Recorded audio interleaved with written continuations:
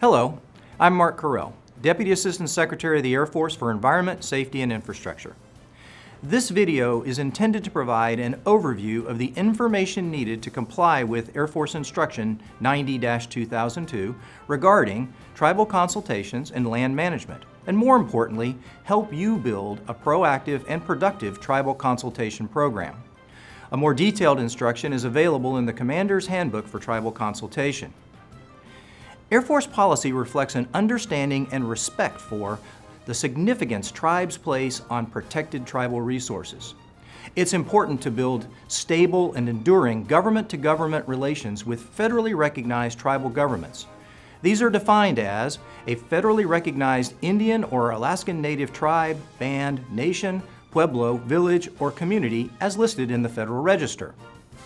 This AFI shows you how to build those relationships through meaningful consultation and effective cross-cultural communication with tribal representatives. A key aspect is personal engagement. Air Force command staff or their representatives are required to conduct face-to-face meetings at least once a year, although more often is helpful. These meetings should be used to establish mutually beneficial relationships with tribal leaders and to periodically discuss installation or tribal issues of interest. Tribal consultation is vitally important to assuring our Air Force mission, and command involvement is the key. The primary mission is to keep Air Force personnel trained at the highest level possible. There are many considerations, both on and off base, that weigh in on the mission. All Air Force installations have neighbors who are affected by operations. It is the responsibility of command staff to maintain good relationships in every way possible. When those neighbors are American Indian or Alaskan Native tribes, we have to abide by some specific rules. An installation commander's role is similar to that of an ambassador. The commander sets the tone for discussions geared towards building relationships that mutually benefit the Air Force and the tribes. Recognized tribes are essentially sovereign nations, so proceed with appropriate decorum. It is Air Force policy to take into consideration the significance that tribes place on protected tribal resources. It is important to build stable and enduring government-to-government relations with federally recognized tribal governments. This AFI helps build those relationships through meaningful consultation and effective cross-cultural communication with tribal representatives. As stated in the introduction, this AFI requires command staff to meet face-to-face, at least once a year, with tribal personnel. The military representative must be 06 or above or equivalent civilian leader of the installation, wing, or other Air Force organization with the authority to enter into agreements with tribes on installation and organization actions. All consultation requests should be initiated by the commander, who acts as an ambassador in this situation. A military or civilian government employee can then be designated as the Installation Tribal Liaison Officer. This person should be properly trained for the role. The Commander's Guide has extensive information on the requirements for this position. The topics discussed will vary from situation to situation. However, tribal rights and protected tribal resources are commonly the topics of conversation. Tribal resources are defined as natural resources and properties of traditional or customary religious or cultural importance. They can either be on or off Indian lands, retained by or reserved by or for Indian tribes. For example, low-level flight exercises might draw concerns about noise and disruptions to a protected piece of land that has been used for generations. Now, overflights compromise that use. Another example could be the use of water and water quality. For many tribes, the use of water and water quality can be central to their life and livelihood. Whatever the topic, the meetings are designed to keep lines of communication open. It can take a significant amount of planning and foresight to make all this work. Get the lay of the land before you take the next steps. It is important to be aware of any treaties that are in place and any consultations that came before.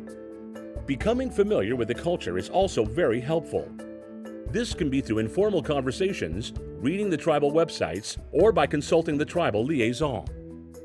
Often, the best location for the meetings will be at an off-site neutral location with sufficient meeting spaces. Make sure the meeting spaces provide enough room for informal discussions, as these are often where important conversations are held. It is recommended to invite at least 2 representatives from each tribe. It is recommended that 2 full days be dedicated for the meeting. This will allow time for formal introductions, setting expectations, and breakout sessions for specific topics and discussions. It is important to leave time for special discussions and informal conversations and social time, as this is often when relationships are built. The meeting should be tailored to what best fits the situation. If possible, a field trip of the installation and areas of interest for the tribal leaders can further discussions and help alleviate issues that may be unclear in the meeting. Keeping a record of the meeting is crucial to prepare the ITRP as a document of record. This will help inform future teams of what transpired and keep the discussion on track. Remember to ask permission of the tribal representatives ahead of time for approval to record the meetings. However the meetings are designed, the focus must be on building the relationship through a meaningful, deliberate interaction with the goal of addressing any challenges before they become conflicts. These mandatory consultations can create relationships that encourage understanding between all parties. The process is built on a foundation of respect, humility, flexibility, and openness. We can learn a great deal from these interactions. Native Americans have served in a greater proportion than any other ethnic group in the Air Force, percentage-wise. Many more Native Americans. They still have that warrior spirit, the warrior going out and fighting for their country.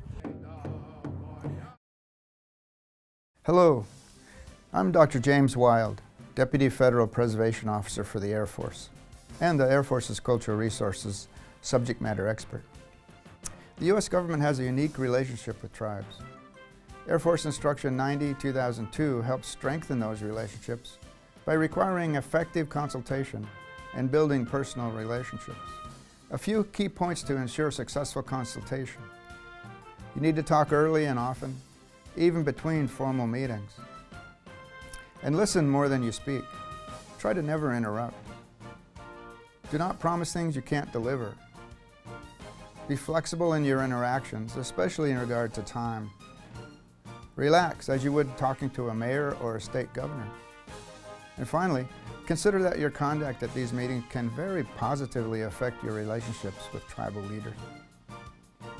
By working together with tribes, we can ensure Air Force training can continue in the most efficient and effective manner possible.